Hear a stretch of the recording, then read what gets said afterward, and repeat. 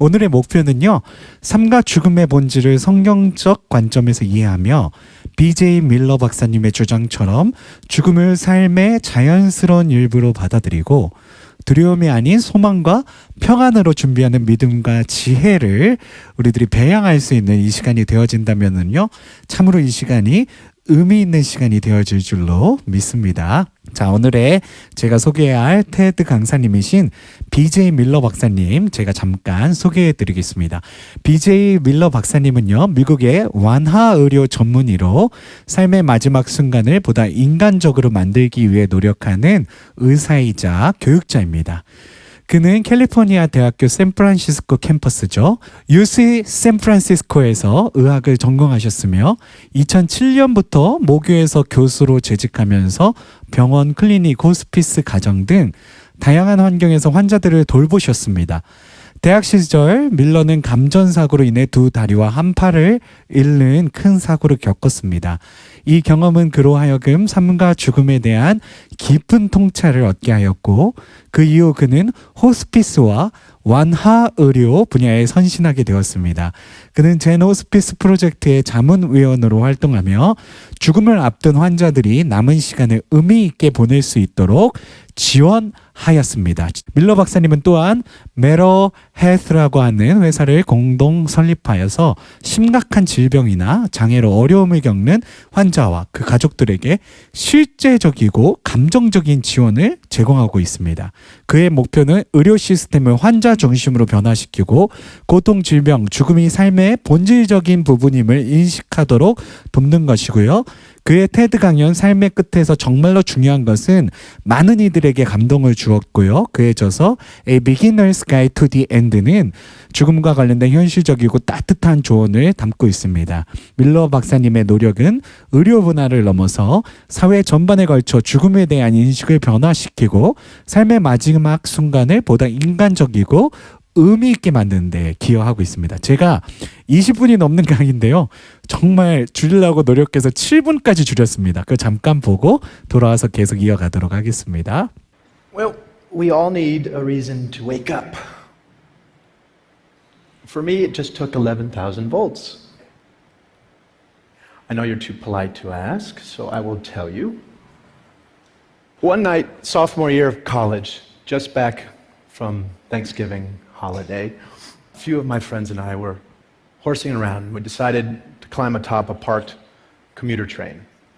It's just sitting there with the wires that run overhead. Somehow that seemed like a great idea at the time. We'd certainly done stupider things. I scurried up the ladder on the back, and when I stood up, the electrical current entered my arm, blew down and out my feet, and that was that. Would you believe that watch still works? Takes a licking. My father wears it now in solidarity. That night began my formal relationship with death. My death. And it also began my long run as a patient. It's a good word. It means one who suffers. So I guess we're all patients. So much of what we're talking about today is a shift in perspective. I spent a few months in a burn unit at St. Barnabas Hospital in Livingston, New Jersey, where I got really great care at every turn, including good palliative care for my pain. And one night, it began to snow outside. I remember my nurses complaining about driving through it. And there was no window in my room, but it was great to just imagine it coming down all sticky.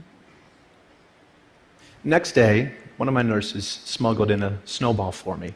She brought it into the unit. I cannot tell you the rapture I felt holding that in my hand. The coldness dripping onto my burning skin, the miracle of it all, the fascination as I watched it melt and turn into water.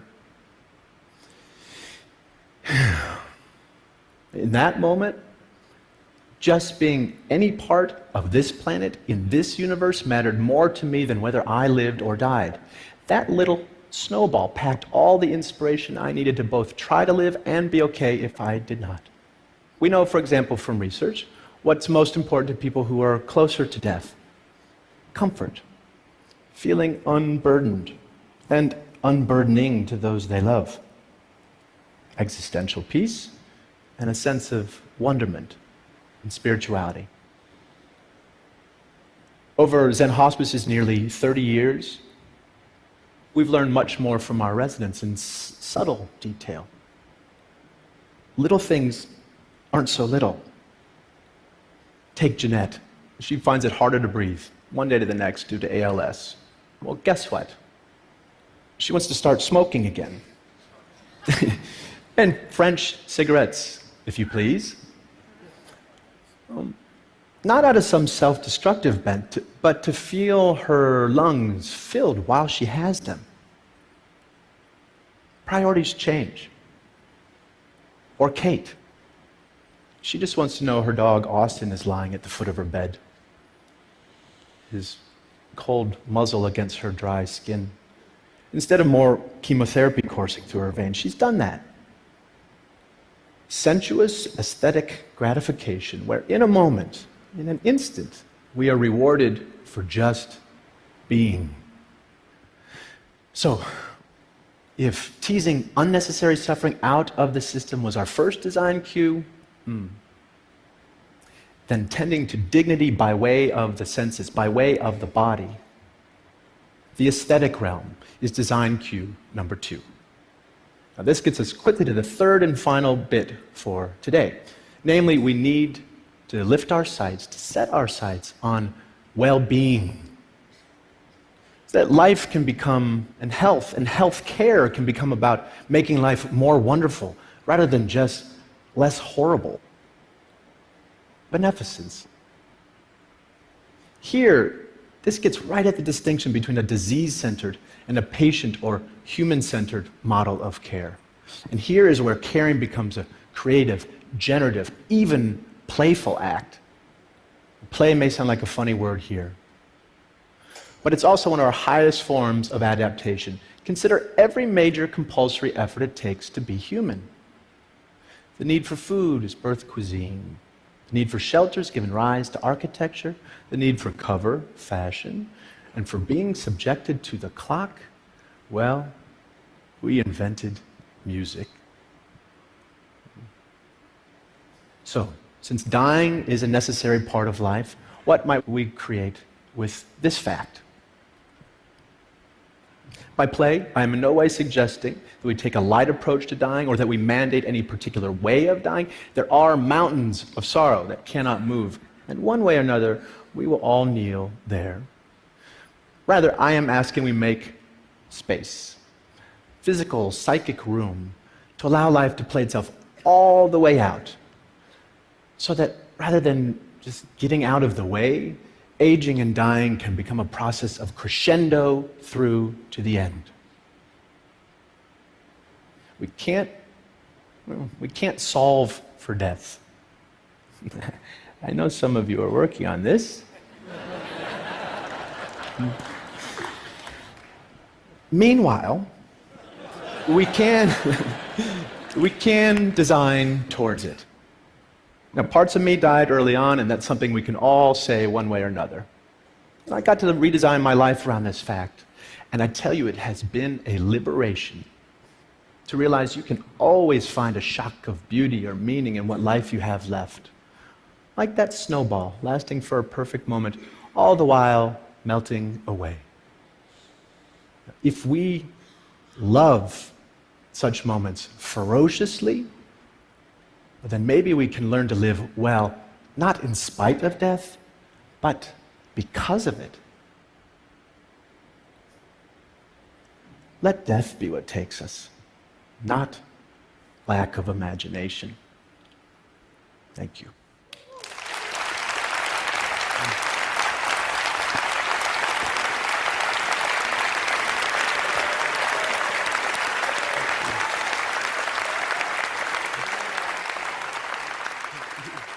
오늘 밀러 박사님 하시는 말씀은요, 아주 중점적인 질문은 바로 이 질문에서 시작을 해요.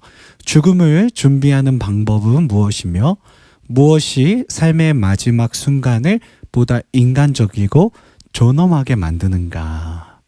바로 이 질문을 갖고 밀러 박사님께서 정말 환자들을 돌보시고 병원에서 그런 일을 하신대요. 이제 죽음의 그런 문턱에 있는 환자들을 이렇게 가기 전에 가족들을 모으고 그들과 함께 시를 읽고 또 그림을 같이 보고 그리고 같이 이렇게 대화를 나누고 하는 일들을 감당을 하시면서 환자뿐만 아니라 정말 환자의 가족들도 함께 그 고통을 위로를 받을 수 있는 그런 중요한 의료 행위들을 하신다고 책을 통해서 또 여러 가지 강의를 통해서 알 수 있게 되었습니다. 짧게 이 하나의 슬라이드에 다 이 책의 내용을 정리를 해봤는데요. 삶의 마지막 순간은 두려움이 아닌 수용과 준비를 통해 더욱 평화롭고 의미 있게 만들 수 있다. 주변에서 수많은 환자들이 이렇게 생을 마감하는 모습을 보면서요. 이 밀러 박사님은 계속 이 죽음, 어떻게 죽음을 준비할 것인가에 대해서 계속 이렇게 생각을 하시고 그리고 또 그것을 의학적인 소견과 함께 그 책에 집필을 해오신 것으로 우리가 볼 수가 있습니다. 근데 그 책에서 첫 번째 단원에서는요, 죽음에 대한 두려움 대신에 수용을 하고 준비하는 자가 되어야 한다라는 말씀을 하세요. 아까 강의에서도 말씀하셨지만 이 죽음은요, 반드시 우리 생에 오는 일이다. 누구도 이 죽음을 막을 수가 없다라는 말씀을 하시는 장면을 보셨는 줄로 압니다. 그래서 이 죽음에 대해서 그냥 우리들의 어떤 이 유기체가 끝나면 우리의 삶은 더 이상 우리의 생명은 끝나는 것이다. 이렇게 생각하는 무신론자들도 있겠지만 우리 영적인 사람들은 이 유기체, 이 유기물이 끝나면 우리들의 혼이 하나님 나라에 들어가 하나님과 함께 영원한 삶을 누리게 된다라는 그런 믿음을 갖고 있는 존재들이 바로 우리 그리스도인들인 줄로 믿습니다.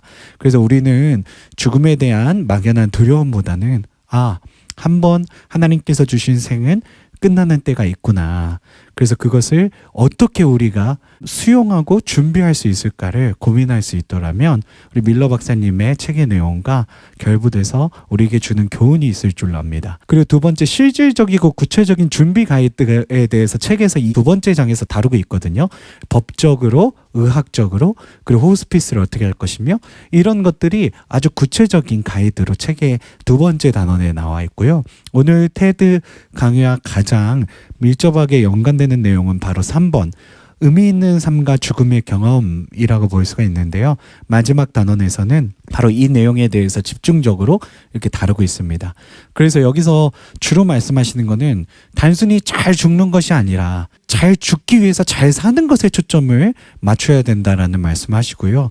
삶의 마지막 순간에도 의미와 아름다움을 발견할 수 있도록 돕고 사랑하는 사람들과 연결을 강화하며 후회 없는 삶을 살아갈 수 있도록 독려를 해야 된다라는 말씀을 하고 계십니다. 특별히 밀러 박사님도 이런 사고를 당했잖아요. 그때 그 추수감사절 그 브레이크를 맞아갖고 친구들과 고장난 그 기차 위에서 놀다가 그 위에 그 지나가는 그 전기 11,000볼트의 전기를 손으로 이렇게 짚게 되고 그러는 바람에 왼손과 이 두 발을 잃게 되는 환자가 되면서 그가 이제 병원에서 오랜 시간 투병을 할 때 이제 병원에서 정말 내가 생을 마감해야 되는가, 내가 이렇게 나의 몸의 기능을 잃음으로 인해서 이제 나의 인생은 어떻게 되는가, 이 죽음이라고 하는 두려움을 맞이하고 있을 때 이 간호사 한 분이 스노우볼을 가져왔다고 그러잖아요. 화상을 입어갖고 굉장히 다친 이 손 위에 스노우볼이 올라갔는데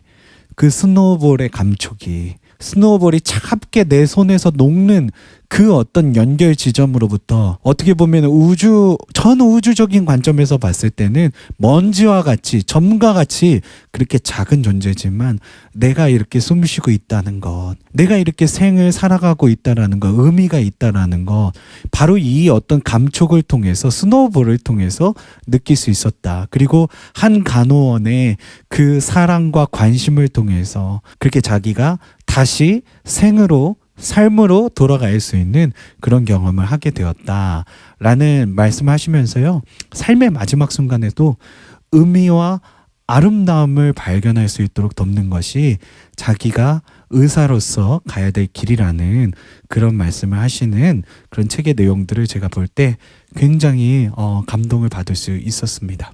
오늘 밀러 박사님의 그런 어떤 강연과 우리 그리스도인으로서 두 단원의 성경 구절을 우리가 같이 묵상할 수 있었으면 좋겠습니다.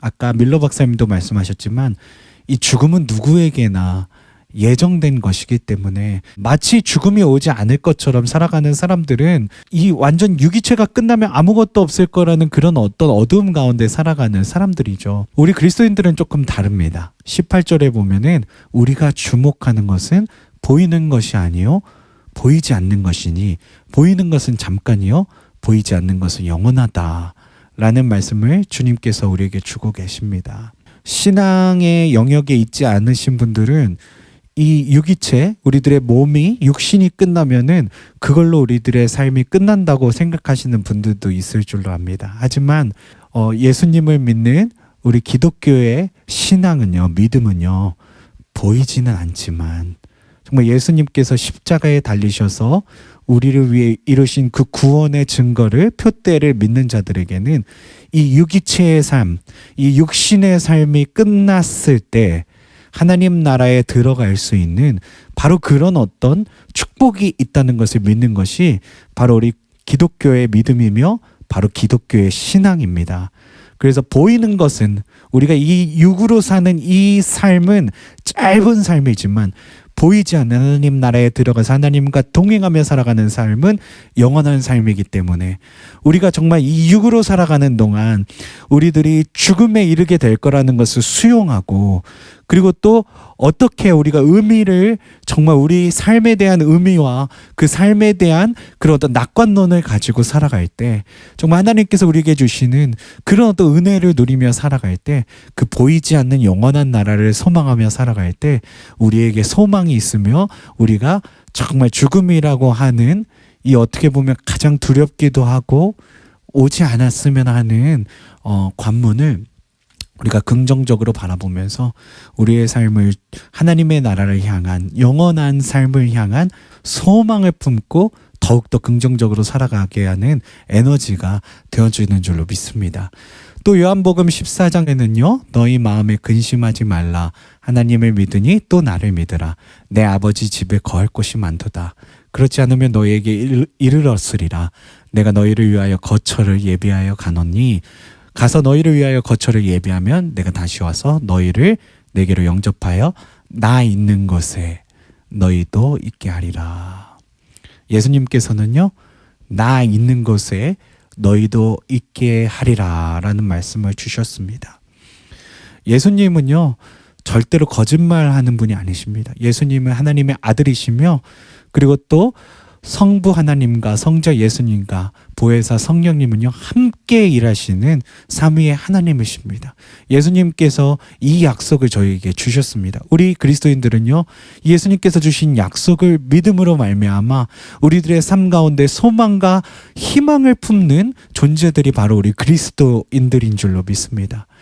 거처를 예비하러 가신 예수님, 나 있는 곳에 너희도 있게 하리라 하신 예수님. 그래서 오늘 밀러 박사님이 마지막에 말씀하실 때 그 우리 삶의 의미를 찾을 때 한 가지 중요한 단어를 언급하셨죠. 바로 선행이라고 하는 단어를 언급하셨어요. 저는 그렇게 생각합니다. 무신론자들과 예수님을 믿는 우리 그리스도인들의 다른 점은 뭐냐면 우리는 죽음 이후의 삶을 준비한다라는 거고요. 어쩌면 예수를 믿지 않고 무신론에 있는 분들은 죽음으로써 삶이 끝난다. 우리들의 이 유기체가 끝남으로 통해서 우리들의 삶이 끝난다. 라고 생각하시는 사람들일지도 모르겠다라는 것입니다. 하지만 이런 거예요. 우리의 유기체로 삶이 끝난다 한다라면 뭐 삶을 누리고 그냥 아무렇게나 살아도 되는 거 아니겠습니까? 하지만 우리가 살아가는 이 보이지 않는 잠깐의 이 육신의 삶은요, 바로 보이지 않는 영원한 삶을 준비하는 삶이 되겠다라는 그런 어떤 신앙이, 그런 믿음이 예수님이 약속하신 그 거처를 예배하러 가신다고 약속하신 예수님을 향한 믿음이 있는 사람들은요, 이 우리가 살아가는 이 육신의 삶을 더욱 의미 있고 어떻게 하면 우리의 나눔과 섬김을 통해서 우리의 사랑을 통해서 다른 이들에게 정말 예수의 사랑을 전하고 또 우리가 이 유기체의 삶이 끝나고 보이는 잠깐의 시간이 끝나고 영원한 보이지 않지만 영원한 시간에 들어갔을 때 주님께서 우리들을 잘했다 칭찬하시며 정말 잘 왔다고 우리를 안으시고 그리고 토닥여 주시는 바로 그 미래를 우리들이 소망할 수 있다라는 것입니다. 그래서 오늘 밀러 박사님의 죽음에 대한 강연과 오늘 고린도후서 요한복음의 말씀을 우리들이 같이 이렇게 오버랩해서 보시면서요. 이 말씀, 하나님의 말씀을 또 묵상하시면서요. 우리가 정말 우리가 이 보이지는 않지만 우리들의 삶을 통해서 이 영원한 하나님의 나라를 소망하며 준비하며 정말 하나님께서 원하시는 잘했다 칭찬하시는 그런 믿음의 끝까지 붙어있는 우리가 되기를 결단할 수 있는 우리 모두의 삶이 될 수 있었으면 좋겠습니다. 저와 여러분의 그런 어떤 삶이 되어질 수 있게 되어지기를 간절히 축복합니다. 아멘.